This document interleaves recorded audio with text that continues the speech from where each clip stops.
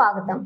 యాదాద్రి భువనగిరి జిల్లా భువనగిరి మండలం నందనవనం రెవెన్యూ గ్రామం సర్వే నంబర్ 258లోని 15 ఎకరాల 38 గుంటల ప్రభుత్వ భూమిని కొందరు వ్యక్తులు అక్రమంగా కబ్జా చేస్తున్నారని ఎం బావి మదిరే నాగిరెడ్డిపల్లి గ్రామస్తులు భువనగిరి ఎంఆర్ఓ అంజిరెడ్డికి వినతి పత్రం అందజేశారు. ప్రభుత్వ భూమి అన్యక్రాంతం అవ్వకుండా కబ్జాదారుల నుంచి భూమిని కాపాడాలని వారు డిమాండ్ చేశారు. అదే సర్వే నంబర్ 8 ఎకరాల పట్టా భూమి ఉన్నది. అదే అదునుగా ఆ పట్టాదారులు ప్రభుత్వ భూమిని కబ్జా చేస్తున్నారని రెవెన్యూ అధికారులు సర్వే చేయించి హద్దులు ఏర్పాటు చేసి అన్యక్రాంతం కాకుండా చర్యలు తీసుకోవాలని వారు డిమాండ్ చేశారు.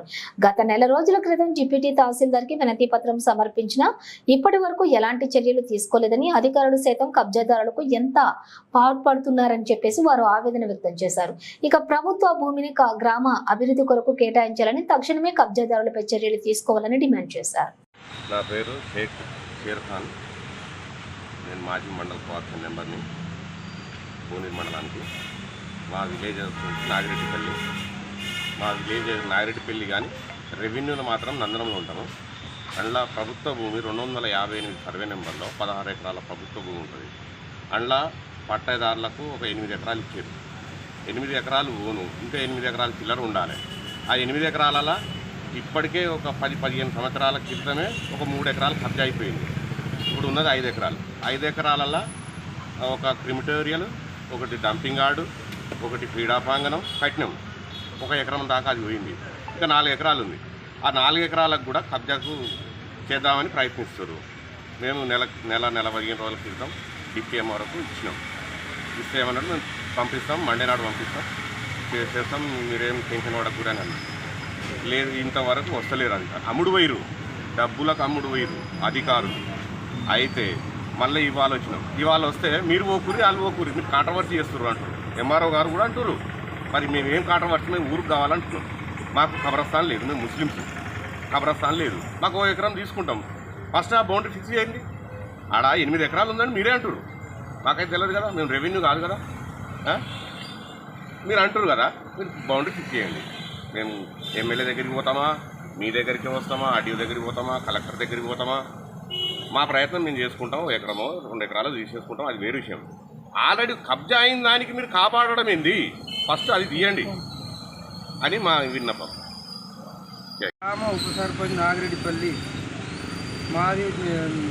మా గ్రామం వచ్చేసి నందనం గ్రామ పరిధిలో గల రెవెన్యూ 258 ఇట్టి భూమిని కొందరు వ్యక్తులు, కొందరంటే షేక్ జాన్పాల్ సైదుల్ గారు 257లో 3 ఎకరాలు అక్రమంగా కబ్జా చేసినారు. ఇట్టి భూమి మళ్ళీ కూడా అదనంగా 3-4 ఎకరాలు ఉంటే అట్టి భూమిని కూడా మళ్ళీ కబ్జా చేయడానికి ముందుకొస్తారు. దానిని మేము అడ్డుకొని మన 10 నెల రోజుల క్రితం డిప్యూటీ ఎంఆర్ఓ గారికి వినతి పత్రం ఇవ్వడం జరిగింది. మళ్ళీ అట్నే మళ్ళీ ఎంఆర్ఓ గారికి కూడా ఈరోజు కూడా వినతి పత్రం ఇవ్వడం జరిగింది.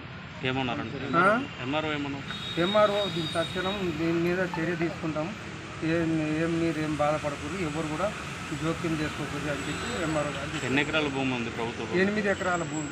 ఎంత కబ్జా చేశారు? 16 ఎకరాల. రెవెన్యూ ఏమో 16 ఎకరాలు. 16 ఎకరాల వల్ల పట్టా భూమి వాళ్ళకి 8 ఎకరాలు. 8 ఎకరాలు పోగా ఒక 3 ఎకరాల భూమి, 8 ఎకరాలలో 3 ఎకరాలు కబ్జా అయిపోయింది. ఉన్నది వచ్చేసి దాంట్లో 5 ఎకరాలలో క్రిమిటేరియల్ కట్టినాం. ఒక డంపింగ్ యార్డ్ ఉంది, అందులోనే ఒక క్రీడా ప్రాంగణం ఉంది. పోయిన ఇంక మిగిలిన 1 ఎకరం 2 ఎకరాలు ఉంటే అటు భూమిని కూడా మళ్ళా అదే వ్యక్తి వాళ్ళ అల్లుడిని తీసుకొచ్చి కబ్జా చేయడానికి జేసీబీలు పెట్టి ఒక మధ్యరాత్రి మేము గ్రామ పంచాయతీలో ఉన్నప్పుడే కబ్జా చేయడానికి ప్రయత్నించారు వాళ్ళు. ఎవరైనా? షేక్ కరీం అనట. ఆయన అల్లుడు, జాన్పాల్ సైదుల్ అల్లుడు. అసలు ఉన్నది పట్ట అతనికి, ఈయననేమో కబ్జా చేసుకుంటూ మళ్ళీ కబ్జా వదిలిపెట్టి నీకు అక్కడ ఉంది, అవతల ఉంది, పో అక్కడ చేసుకోపో అని చెప్పి అంటుంది.